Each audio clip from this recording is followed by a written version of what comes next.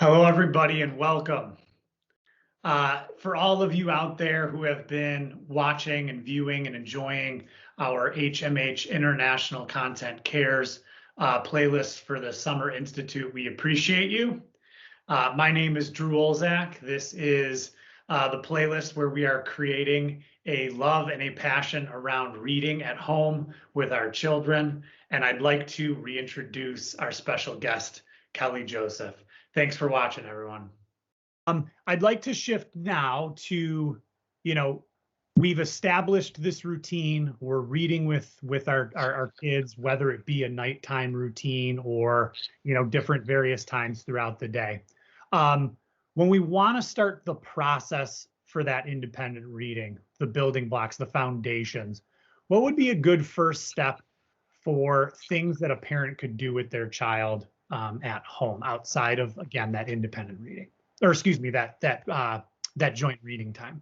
Yeah, and I think if, in terms of starting from the very beginning, right, and our youngest children who are essentially non-readers when we're reading aloud to them, so our youngest little ones, one of the things that you can start to do to sort of support them on putting them on this path towards becoming a reader is to do simple things like, it doesn't sound overly exciting, but even small things like just playing with sounds.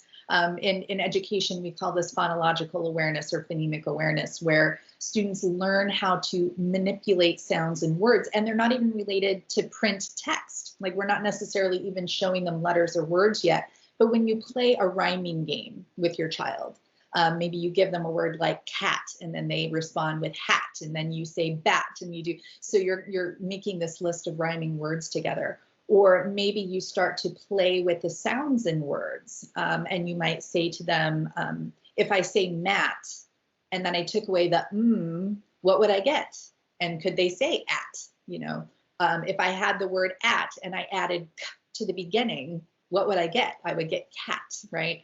So beginning to play with and manipulate sounds for the children to be able to start to hear those differences in language is a really crucial first step. And I know that, I used to teach kindergarten and first grade, and we spent a lot of time in school working on activities that build that.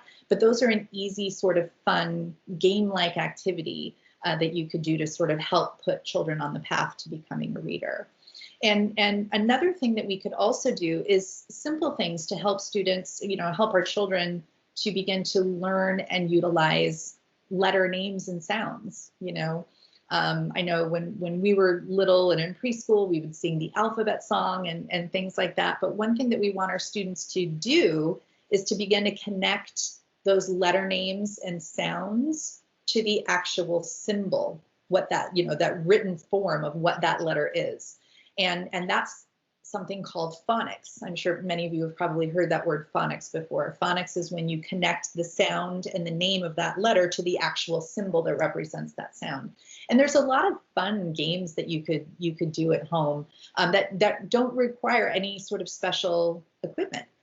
One thing that I used to suggest for my families is if you have just some blank note cards at home, you can take some note cards and just write some letter names right on there. So, you can do the capital letters and the lowercase letters. And sometimes people will even do vowels in one color, like I have vowels in purple, and you can do consonants in a different color, like green, for example.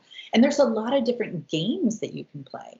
If you're familiar with the game Go Fish, right? You can deal out your little deck of cards with your child and play Go Fish. And you could do it either with a letter name or a sound. Do you have the letter A? Or do you have A? And see if they're able to kind of match it. You could play a memory game with these cards, or sometimes people call the game concentration, where you mix them up and you put them all face down. And you have to flip them over to see if you can match the capital with the lowercase, and your child can either name the letter or give the sound for the letter. So that's another fun game that you could do to sort of help with the mastery of those letter names. So that might be another fun example of a game that you could try. Yeah, and if I'm thinking as a parent who might have a question, you mentioned lowercase and capital. Mm-hmm. Do you feel as though it's better to introduce maybe lowercase first as opposed to capital? Do you think that it matters much? Like, should we be doing both of them simultaneously? Any opinions on that or thoughts on that? I know that there are a lot of different sort of for teachers, different ways that they approach teaching the alphabet at school. But I think when we're thinking in terms of the context of home and families supporting their children, there's absolutely nothing wrong with showing both at the same time. The reality is when we're reading, we're never reading solely in capital letters or solely in lowercase letters. We're looking at both. And I think that it's as a review tool, as a fun game, I think it's important for students to be able to see that both of these symbols stand for the letter name A, and both of these symbols make the sound ah for the short vowel sound. Sometimes they say A, right? Because in English, there are long vowel sounds and short vowel sounds.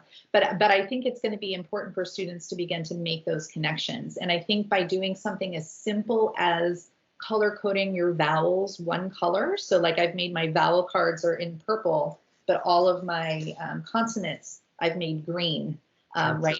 So, helping them to see the difference between vowels and consonants. And you can even ask that, right? You can say, oh, is this letter A? Is that a vowel or a consonant? That's just another vocabulary terminology that they can become familiar with.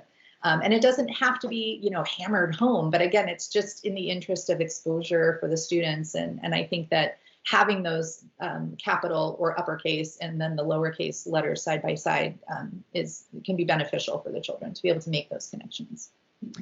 Yeah, great. And a couple things just to mention, if you have horrible handwriting like I do, we will be linking into the resources on the playlist, some downloadable cards. We obviously live in the information age with technology. So a simple Google search will net you a lot of downloadable letter cards pre-made. Obviously, as Kelly has mentioned, if you do have 3x5 cards, we don't have to overthink it. You can make these yourself. And as we go through our other suggestions for games and things, you're gonna find multiple uses for these cards as well. So hang on to them, keep them in a nice safe place where you can always find them, because we do have more games that we'll be introducing as well. Thank you for watching. Make sure to subscribe to the HMH International Content Cares YouTube channel. If you're looking for more content, click on the video to the right of your screen. Welcome to our global community.